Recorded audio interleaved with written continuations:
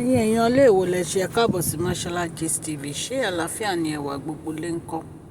Gist tèmi bí a ṣe gbọ́ wọ́n ní àǹtí wa wọ́n ní ṣe ni wọ́n gba párí Davido lọ. Èyí náà mọ̀ pé Davido ó ṣe wedding. Wọ́n ní kábíyèsí nìkan dẹ̀ ni wọ́n invite. Wọ́n ní bí àǹtí wa ṣe lọ síbẹ̀ nìyẹn ló kọ short note pé kí wọ́n lọ fún kábíyèsí nínú ilé pé òun wà níta.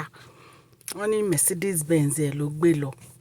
Ẹ̀yin èèyàn ilé wọ́n ní kábíyèsí dẹ̀ fi ohun ránṣẹ́ sí i pé ṣé àwọn invite ẹ̀ sí ibẹ̀ àbí ṣé àwọn ni ó ń ṣe nǹkan tí ó fi wá àbí àwọn sọ pé kó tẹ̀lé àwọn wá síbẹ̀. Wọ́n ní ohun tí kábíyèsí fi ránṣẹ́ sí ni wọ́n ní àǹtí wa bó ṣe bú sẹ́kún nìyẹn tó bẹ̀rẹ̀ sí í sunkún. Wọ́n ní gbogbo make-up ẹ̀ èyí tó kù wọ́n ní gbogbo ẹ̀ pátápátá ni ó bàjẹ́ pẹ̀lú ẹkún. Ẹ̀yin èèyàn lé mi ò rí irú nǹkan báyìí rí kéèyàn máa lé ọkùnrin kiri. Ẹ̀yin èèyàn lé so bí a ṣe gbọ́ nìyẹn òótọ́ ni àǹtí wa wọ́n ní wọ́n gba Èkó lọ o. Wọ́n ní wọ́n lọ sọ fún kábíyèsí wípé àwọn wà nínú mọ́tò kí kábíyèsí kí wọ́n yọjú sáwọn. Wọ́n ní ìgbà tí ẹni tí ó lọ jíṣẹ́ tó dé ọ̀dọ̀ kábíyèsí wọ́n ní kábíyèsí ní kó sọ fún yín pé ṣé àwọn làwọn invite wá sí párí Davido ni àbí àwọn sọ fún yín pé kó tẹ̀lé àwọn wá wípé tó bá yá kó kọrí síbi tó ti wá kó padà síbẹ̀. Wọ́n ní nǹkan tí kábíyèsí sọ fún ni wọ́n láǹtí wá bá bẹ̀rẹ̀ sí í sunkún. Wọ́n ní gbogbo make-up tó kù wọ́n ní bí gbogbo ẹ̀ ṣe parẹ́ nìyẹn. Ẹ̀yin èèyàn lé wọ́n ní ṣe ló fọwọ́ nu gbogbo ẹ̀ tí gbogbo ẹ̀ rí bálabàla mọ́ lójú. Ẹ jẹ́ kí n kí ẹ̀yin olólùfẹ́ mi ní ilé lóko àti ní ẹ̀yìn òde wípé ẹ káàbọ̀ sí Mashola Gist TV. Mashola Gist TV.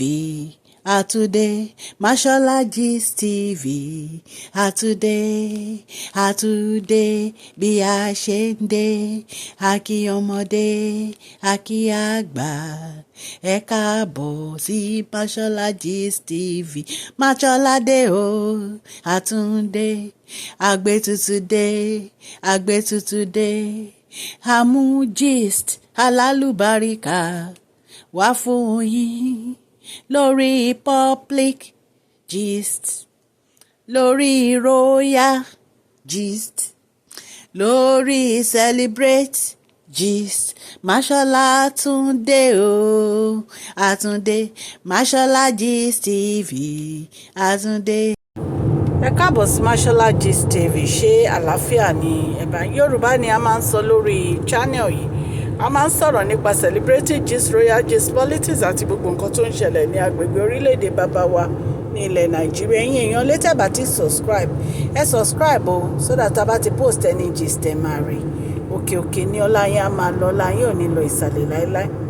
Bí a ṣe gbọ́ ẹ̀yin èèyàn lé wọ́n ní àǹtí wa wọ́n ní ṣe ni wọ́n sọ fún messenger kó lọ sọ fún kábíyèsí nínú ilé wípé àwọn wà níta o, àwọn wà nínú mọ́tò, àwọn wá sí ibi wedding wípé kí kábíyèsí tí wọ́n bá fẹ́ rí àwọn káwọn sọ̀kalẹ̀.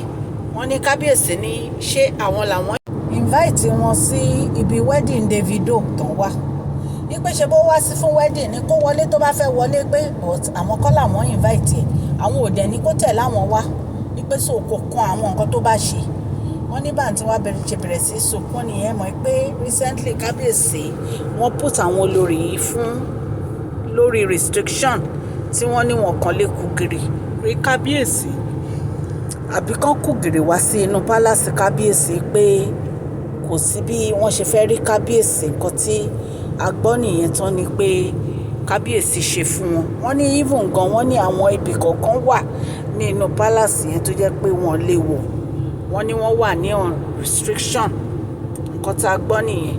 So wọ́n ní any small chance tó bá ti rí pé kábíyèsí lọ sí event kan àbí méjì báyìí wọ́n ní wọ́n máa lọ double cross kábíyèsí níbẹ̀ ni. Nǹkan tó mú àǹtí wa tó fi lọ sí ibi tó lọ nìyẹn ní Davido party torí wọ́n ní wọ́n invite ẹ̀. Wọ́n ní kábíyèsí nìkan ni wọ́n invite. Wọ́n ló ṣàdédé lọ ni torí ó ń rè pò ń lè rí kábíyèsí. Wọ́n ní nǹkan tí ó fi lọ nìyẹn ẹ̀yin ará ilé. So bí a ṣe ń gbọ́ o wọ́n ní kábíyèsí bínú nígbà tí kábíyèsí gbọ́ pé ó wà níta, wípé kábíyèsí ní kí ló ń ṣe níta, wípé ta ló invite ẹ̀, kí ló wá sí ibi párì yẹn tí ò bá ń ṣe pé àyanjú ràn, wípé wọn invite ẹ̀ sí párì pé kí ló lọ ṣe níbẹ̀. wọ́n ní ọ̀rọ̀ yẹn dùn kábíyèsí gan, ó dẹ̀ bí kábíyèsí nínú, wípé wọn kì í gbọ́ràn, wípé àwọn olórí yìí wọn kì í gbọ́. Ẹ má bínú o tó bá yẹ pé ń gbọ́ ariwo díẹ̀díẹ̀ ò, ìta ni mo wà o. Wípé àwọn olórí yìí ò kì í gbọ́ràn, wípé kí ló lọ ṣe níbẹ̀ ibi tó lọ, pé kí ló wá sí ibi wedding yẹn tí ò bá ń ṣe pé wọ́n ń trail àwọn àbí wọ́n ń ṣọ́ àwọn kiri, wípé nìkan ni àwọn olórí ti máa ń ṣe bẹ́ẹ̀. Ẹ rí pé ó fọ́nì, kì í dẹ́ ṣe nǹkan tó bójúmu rárá. Ọkọ yín wá invite ọkọ yín síbi kan, ẹ máa lọ máa double cross ọkọ yín níbẹ̀, ṣé ó make sense? Kábíyèsí ni wọ́n invite, kí ló lọ ṣe níbẹ̀, kí ló dé tó lọ double cross kábíyèsí? A lè sọ, kò yé wa rárá. So ẹ̀yin èèyàn lé, kì í ṣe nínú ti máa ń ṣe bẹ́ẹ̀ níwèé, àwọn wá ti rí pé kábíyèsí ń lọ báyìí wọ́n máa lọ bẹ̀ ni, wọ́n á máa ránṣẹ́ sí kábíyèsí nínú ilé páwọn wà ń ta, láì ṣe pé kábíyèsí ránṣẹ́ sí wọn. So bá ṣe gbọ́ gist ìlàdí ká mú wá fún yín. So wọ́n láǹtí wá bú sẹ́kún ni o, allegedly bá ṣe gbọ́ ni o, tó bá jẹ́ pé lóòótọ́ ni gist yìí o, bí a ṣe gbọ́, wọ́n ní àǹtí wá bú sẹ́kún, wọ́n ní gbogbo makeup gbogbo ẹ̀ ni wọ́n fi omi ojú náà fi bàjẹ́, ní gbogbo ẹ̀ rí bálabàlá mọ́ wọn lójú. So tá bá tún gbọ́ update a máa jẹ́ kẹ́ gbọ́ ẹ̀yin aráalé. A dúpẹ́ fún gbogbo support yín lórí channel yìí. Ọlọ́run Elédùmarè á bá mi gbọ́wọ́ yín sókè o, ẹ ní tọrọ jẹ, ẹ ní tọrọ mu o, ọwọ́ yín ò ní kàn sálẹ̀ àpò, òkè òkè ní ọlá yín á máa lọ o. Please share this video, like and subscribe. God bless you all.